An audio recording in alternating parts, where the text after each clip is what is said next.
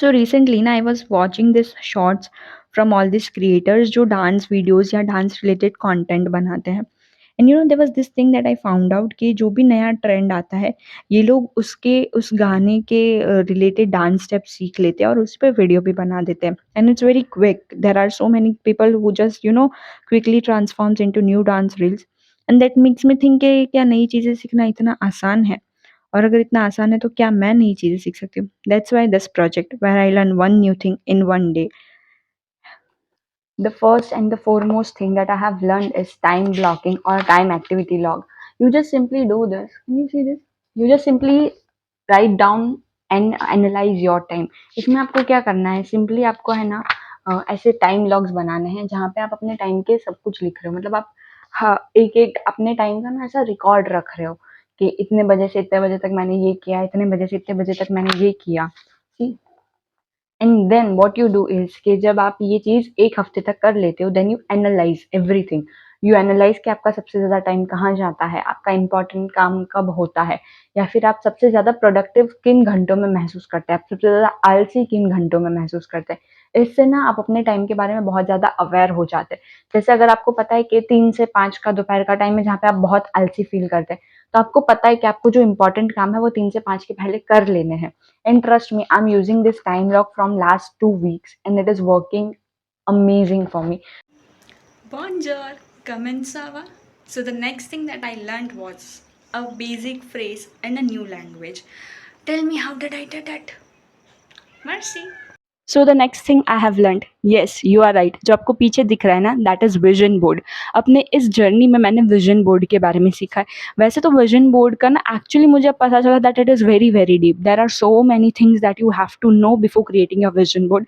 But this is a very simple vision board जहाँ पे मैंने बस अपने जो भी चीज़ें मैं चाहती हूँ अगले 6 महीने में, अगले 1 साल में, मैंने बस उनकी पिक्चर्स लगाई है और उनको थोड़ी कैटेगरीज में डिवाइड किया है। I have basically divided into 5 categories: health, fit, relationships, career, personal development and my dream, जिसमें मैंने ट्रैवल को इंक्लूड किया। वैसे आपको पता है मैंने वहाँ पे सिल्वर बटन वाला भी लगाया है, और आप मेरा ये ड्रीम कंप्लीट करने में मेरी हेल्प कर सकते हो। इस चैनल को सब्सक्राइब करो और इसे अपने फ्रेंड्स और फैमिली के साथ शेयर करो। Let's complete the dream soon. The next thing I learn was a pomodoro technique. In this technique ना, ये टेक्निक आपको डीप वर्क करने में, ज़्यादा फोकस्ड वर्क करने में बहुत हेल्प करती है। इस टेक्निक में सिंपली आपको ये करना है कि आपको एक 25 मिनट का टाइमर लगाना है।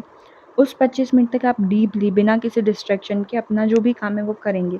उसके बाद आप 5 मिनट का ब्रेक लेंगे, और जब आप ऐसे 3-4 पोमोड्रो के स्लॉट्स कर लेते हैं, उसके बाद आप एक लंबा ब्रेक लेते हैं। See I am using pomodoro since a very long time and it has worked for me in to a very great sense. Next thing I learned was pareidolia. It is a psychological phenomena जहाँ पे ना आपका brain जो है familiar patterns को perceive करने लगता है, डिफरेंट डिफरेंट शेप्स को एक मीनिंगफुल इमेज बनाने की कोशिश करता है। फॉर एग्जांपल आप क्लाउड्स देखते हैं, क्लाउड्स एक स्पेसिफिक पैटर्न में है और सडनली ना आप उसमें से कोई रैंडम पैटर्न बना लेते हैं, कोई इमेज बना लेते हैं। जैसे लोगों को, कई लोग ऐसे बोलते हैं ना कि मून में कभी कभी कुछ कुछ इमेजेस दिखती है, कभी कभी क्लाउड ना कुछ स्पेसिफिक शेप का दिखता है, कुछ स्पेसिफिक इमेज बना देता है। You will see some images over here for example. इसे कहते हैं पैरेडोलिया। वैसे सब लोग ऐसा मानते हैं कि it is just your brain working over time, but yeah this is what I learned. The next thing I learn was related to photography. Photography में एक होता है रूल ऑफ थर्ड, जो मैंने सीखा था। रूल ऑफ थर्ड में क्या करते हैं, आपका जो भी पूरा फ्रेम है ना, आप उसे 3 पार्ट्स में डिवाइड करते हैं। मोस्टली आप अपना जो भी ऑब्जेक्ट होता है, आपका जो भी सब्जेक्ट है, उसे आप सेंटर फ्रेम में रखने की कोशिश करते हैं। अपने सब्जेक्ट पे ज़्यादा अटेंशन लाने के लिए आप आसपास का जो भी पूरा फ्रेम है वो खाली रखते हैं, या फिर आप अपने फ्रेम में ऐसे ऑब्जेक्ट्स रखते हैं, ऐसा कोई ऑब्जेक्ट रखते हैं जो आपका जो सब्जेक्ट है ना उसको और ज़्यादा सेंटर में रखते हैं। जैसे मेरी सब्जेक्ट मेरा डायरी है, पर जो ऑब्जेक्ट मैंने उसे एम्प्लीफाई करने के लिए रखा है वो एक पेन है। So I just hope you like it. तो जो अगली चीज़ मैंने सीखी वो ये है कि आप एक हेयर स्टाइल कैसे बना सकते हैं सिर्फ़ अपने हाथों से। इसमें आपने अपने बालों को मिड सेक्शन में डिवाइड करना है। अपने क्राउन सेक्शन से थोड़े से बाल लेने हैं और उसके आगे थोड़े से बाल छोड़ देने हैं। और जो बाल आपने लिए हैं ना, उसमें आपको एक सिंपल सा ब्रेड बनाना है। जैसा हम नॉर्मली ब्रेड बनाते हैं ना, आपको बस वैसा ही ब्रेड बनाना है। और जब आपका वो ब्रेड बन जाएगा ना, तो आपको उसे लेकर अपने पीछे वाले सेक्शन में जाके पिन अप कर देना है। अब इस पिन अप सेक्शन के साथ आपने जो आगे थोड़े से बाल छोड़ दिए थे ना, आप उसका उसमें आप कोई भी हेयर स्टाइल बना सकते हैं। मैं बस उन्हें रोल करके अपनी जो ब्रेड है उसी के साथ जाके वापस पिन अप कर रही हूँ। यही चीज़ ना आपको दोनों साइड करनी है। मेक श्योर कि आप इक्वल सेगमेंट्स लें, इक्वल हेयर सेगमेंट्स दोनों साइड लें और आप दोनों साइड ही सेम और प्लेन ब्रेड बनाएँ।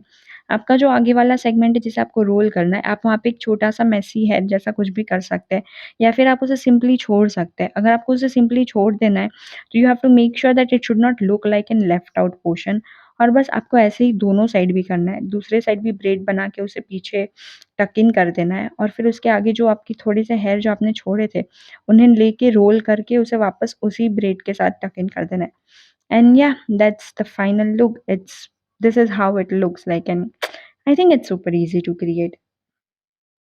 सो the next thing I learn was about hand lettering. वैसे तो हैंड लेटरिंग में 7 स्टेप्स होते हैं, but I just learn about basic thing that was strokes. So it's very simple. When you do a down stroke you put more pressure, and when you do a up stroke you put less pressure. That is how you create different beautiful calligraphies.